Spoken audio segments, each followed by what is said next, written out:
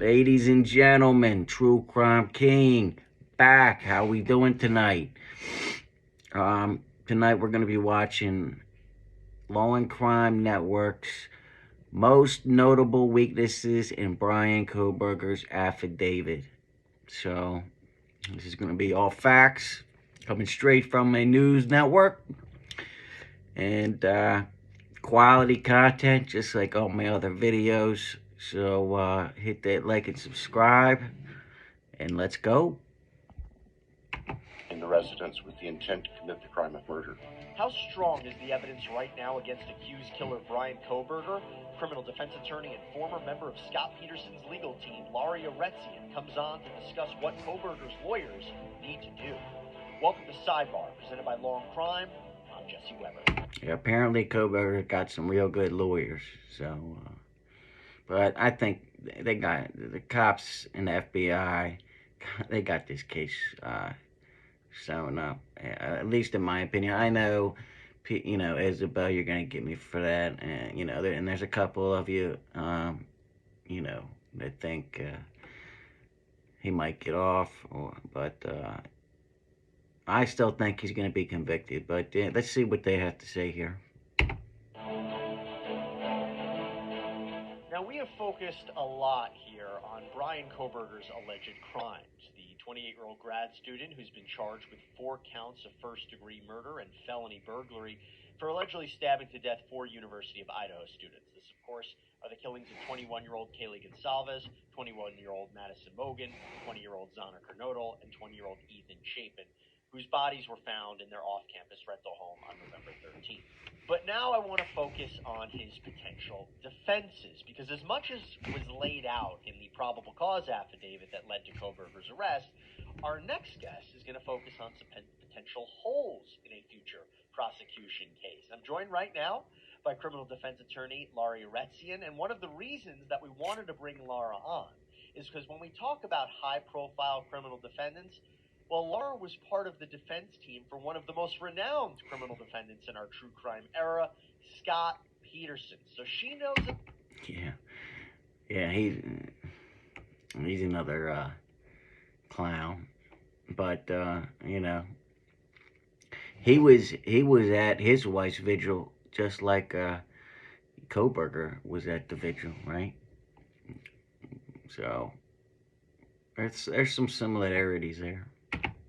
A thing or two about these types of cases that have gained or really generated an intense public interest. So, Laura, it's great to see you. Thank you so much for coming here on Sidebar. Where I really want to start is, if you were representing Bryan Kohberger, how would you deal with all the publicity? And by that I mean is, in the same sense with Scott Peterson, if you rewind the clock 20 years ago, how do you convince the public, who arguably have already convicted him of saying, wait a second, let's take a step back, let's reframe the narrative. If you were representing Kohberger, how would you do that on the public scale? Well, we know that there's a gag order in this case, so the attorney can't really be out there doing interviews or allowing her client to be interviewed because there's a gag order, right? So she's very limited, so she herself can't really do much. Yeah, there's a gag order. That's why when you get all these people that are saying, they have a caller close to the case and bullshit like that, they can't say, no one can say anything about this case until it goes to trial, right?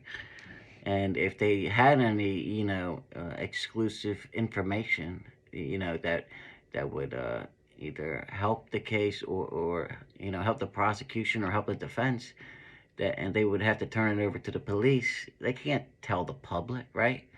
So that's how when you see titles like that, it's either clickbait or it's just total speculation, and it's not true, right? Maybe what can be done is what she does best, and that's be an attorney and defend him the best she can in a courtroom by bringing up many of the issues in the case, by filing motions, and obviously, everyone will be covering all those issues. If there's issues with the evidence, bring those up. And we'll go through all of that in a little bit. And also, if there's family members or cousins or people in his past who can say some great things about him, and that doesn't necessarily involve the attorney, those being interviewed would be a great thing to do. Again, the best thing she can do is investigate the case as much as possible, bring about some exonerating evidence, and file all the necessary motions, and basically put up a great fight for him in the courtroom, which will be covered anyway.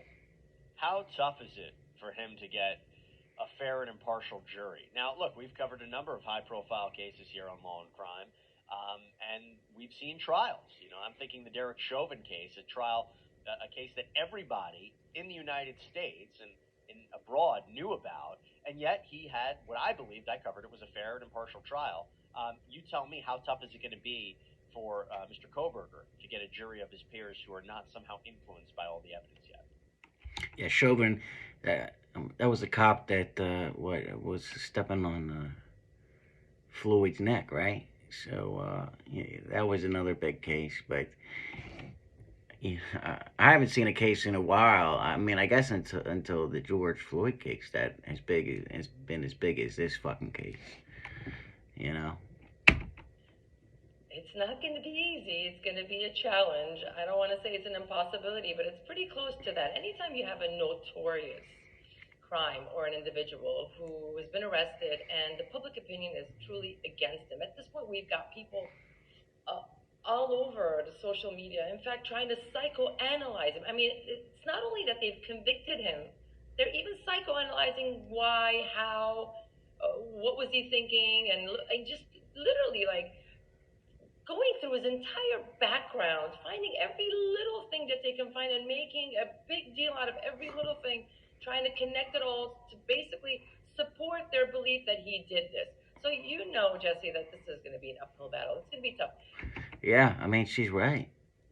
I mean, I believe that he did it already, right? But so you're gonna have to somehow find jurors that either don't watch the news, right, or haven't, or are gonna say that they're able to make a decision without already having some kind of bias, right? Because everybody knows about this case already. It doesn't matter where you go in the country to have the trial. I mean, everybody already has a picture in their head about what he did. So I don't know. It's going to be tough finding an actual impartial jury. I mean, especially people that haven't watched the news, right? Because everybody in the media is saying stuff about him, and especially when you get arrested by the police, it doesn't look good. Innocent or not, it doesn't look good if you get arrested for 4 counts of killing college students, right? Winning the public opinion battle is not the easy part here. I think, again, as counsel, the defense counsel has to focus on the case and try and convince a jury and pick a good jury. That's the first part, picking the right jury, a jury that's not really influenced by any of this, or a jury that can keep that separate from the deliberations and truly focus on the case and make the best case possible in this case. Yeah, they need to find people that don't watch, the news, aren't on YouTube. It's gonna be tough. I'm not gonna lie. What else can an attorney do, really? Okay, let's focus on the legal case, the probable cause affidavit. I want to go through it with you. Now, we should make everything very clear that not only is Mr. Kohberger innocent until proven guilty, but the evidence that we currently have is going to be, I would imagine, a lot more for the prosecution when a trial ultimately comes about. There's a lot that can happen between now and then. I think they probably have more evidence that they haven't revealed. Maybe they didn't need to reveal in a probable cause affidavit. So there's more that's going to come out, I imagine. Now, the evidence that was presented in the probable cause affidavit, DNA, cell phone, the evidence about the car, the possible eyewitness identification by the surviving roommate, you had indicated, I think to Anjanette Levy, my co-host, on a previous sidebar, that there are holes in that affidavit. What are those holes? Well, there's a lot of holes. If you start focusing on every single piece individually and try and show the weaknesses, then that's something that a defense attorney is going to do, right? Starting from the cell towers involved, where they're saying that we can show that he's been to the area at least 12 times Well, that only shows which tower his phone used. It doesn't really specifically show you his location. He's only about, what, 8 to 10, 15 miles away from the crime scene. And he lives nearby, basically. And his phone could have picked up any one of those towers, unless they've got more. Again, there's other technology. Yeah, yeah. The FBI especially has, better technology than just some cell phone towers, right? And they're not going to share all that shit with the general public, right? So, again, we're not going to find out what they really have until court. And some of this stuff we might not ever find out. It might just be kept, between the lawyers and the judge and the jury, right? Let's just push on that for a second, because they said that he was near that area, near that crime scene, 12 times before, either late at night or early morning hours, like in the dead of night. Yeah, that's a good point. If his phone's near King Road at fucking 3 in the morning, 12 times, that's different than being near it, for like driving past it for a couple minutes, like at a normal time of the day, That definitely doesn't look good for him. Why those times? It's not like they picked him up 12 times in the middle of the afternoon at 3 o'clock. Yeah, The times of when they picked it up is Right. What's so interesting. The times are very interesting, but again, one of the questions I would ask... And remember, this girl's a defense lawyer, so she knows how to defend people really good. Defense counsel or an investigator is there a reason for him to be there other than the obvious, right? Does he have a friend there? Is there someone who he's visiting in the area? Or again, those hours where he's being picked up. Yeah. Now, if it comes out that he was actually using drugs with these girls, and it gives him a legitimate reason to be at the house, then we have a whole different ball game, right? Because it's going to be a lot harder to prove, for the prosecution. It's it's going to be a lot harder to prove that he's not supposed to be there if he was actually invited there to do drugs with the girls or sell them drugs or something like that. Are those? Is it truly that because he's near the area, or he just happens to be out and his phone happened to use the cell tower? And remember, in the affidavit, they actually say that the cell tower showed that he was in the area, I believe on the 14th, it was one of the days, and that was inaccurate. They actually said it. They said in the affidavit that it was inaccurate. So it's not very relevant. Let's focus on the cell phone data, because I think it was some of the most, damning for him. So they have cell phone data that indicates that his cell phone leaves his house at 2:47 a.m. on the night of the murders. It stops connecting to the network for whatever reason. A presumption could be that maybe he turned it off. So it's off during the times of the killings, but then comes back onto the network at 4:48 a.m. Yeah. Okay. Like the Gobblers had that one girl on that said, "Oh, her phone cuts out." It wouldn't go totally off the network, okay? It would, unless it was put on airplane mode or turned off, right? The phone would like connect, disconnect, stuff like that. It wouldn't just completely disappear for all this time and then just reappear. That's just total false information. After the killings, after police say the killings happened, and we know the combination of the cell phone data and the car data, the car that's picked up on surveillance video, shows it leaving Moscow and headed back to Pullman at Washington State University. So that's, again, how do you poke holes in that? Again, it's a little, obviously, it's problematic, and I've always said it. Looking at evidence individually is very important, but we know what the prosecution is going to say, right? They're going to take all of them, put them together, and say, here, we're building a circumstantial case. Yes, there may be weaknesses in this evidence, there may be weaknesses in this one, but then when you put them all together, you can see a story and a theme, and that's exactly what they're going to do. Now, one of the things the defense can say is, wait a minute, there's a gap of maybe... Yeah, okay.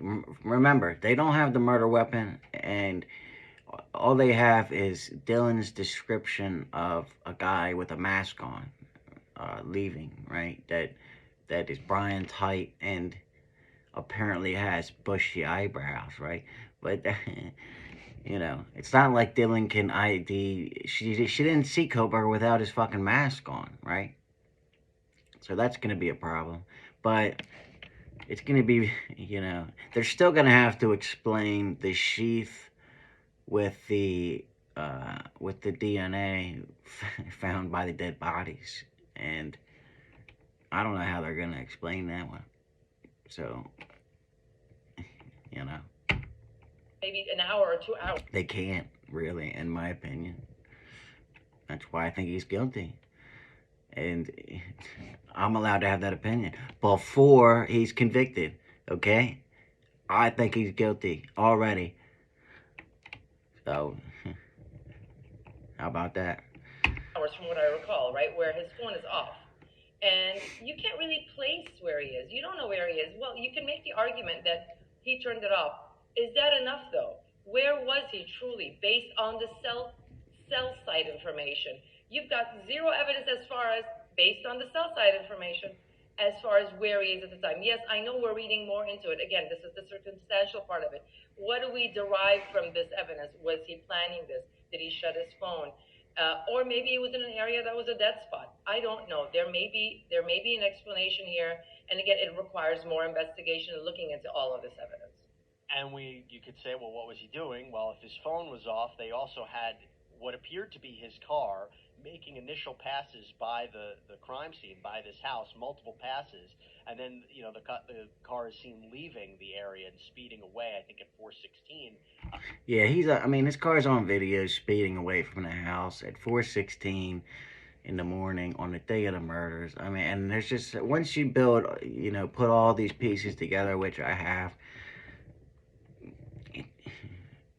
it just, if there's smoke, there's fire, AM or something around that time. So, if you put the cell phone away, the car, I think, is problematic.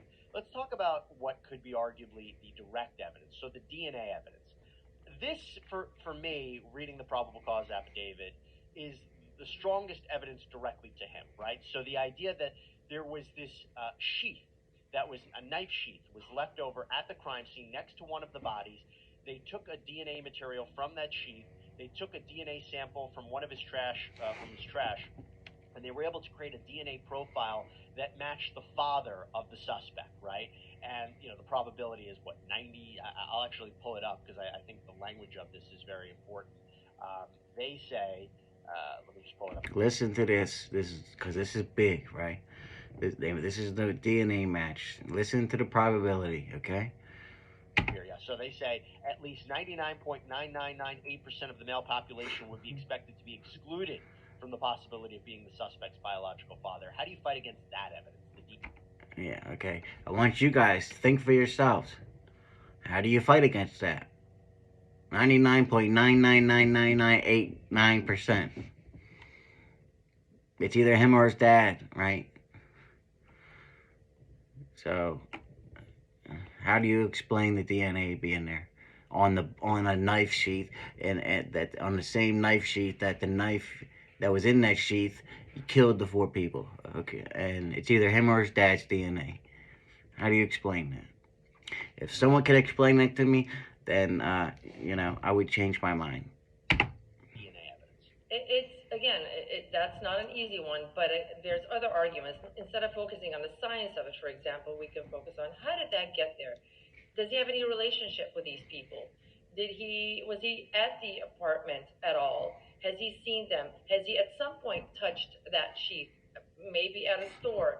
Again, there's ways of explaining it, and we don't have enough evidence. I don't have enough access to some of the evidence, and I'm sure there's way more than what we've got. They're not going to be able to explain it.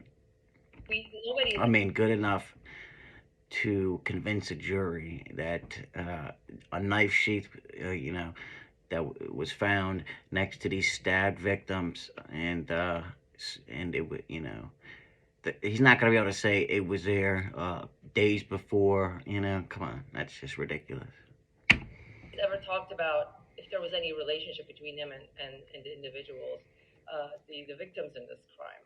Now, if the knife sheath wasn't there, or if he didn't bring the fucking sheath, or if he didn't drop it like a clown, right?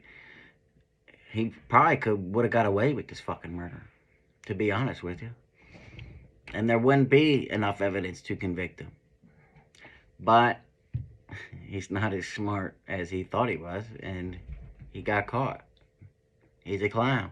So that's something to deal with. The other thing is, and this is connecting him to his dad. It could be, I'm assuming there's ways of finding the DNA on scientifically, and that's a separate part. But again, you narrow it down to, I don't know, maybe 7, 8, 10,000 people who could fall into that category of a match to his father, right? It's not just him. There's more people, but again, I think it's only him or his father, or unless he has another brother, because it's male DNA. It can't be a sister, and it's from his family. It's either his, or his great grandfather or his grandfather, right?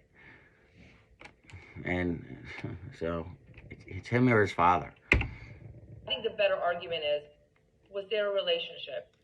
Did he happen to touch this previously? And that would be the best way to handle it. Yeah, that would be the best way, but that's not gonna, get you out of it. But that's the end of the video. Hope you guys liked it. I'll see you tomorrow. True Crime King out.